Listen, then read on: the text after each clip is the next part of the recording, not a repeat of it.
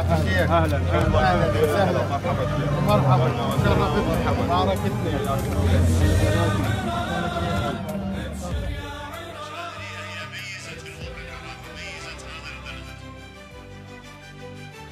عشائر العراق شاملة من شمالها إلى جنوبها، في العشيرة الواحدة كل المذاهب موجودة، لا يفتخر فقط عشيرة بمذهب، وإنما كل المذاهب موجودة في العشائر المختلفة. العشائرية هي ميزة الوضع العراقي، ميزة هذا البلد، فيما بيننا تعايش وتعاون وتحالف.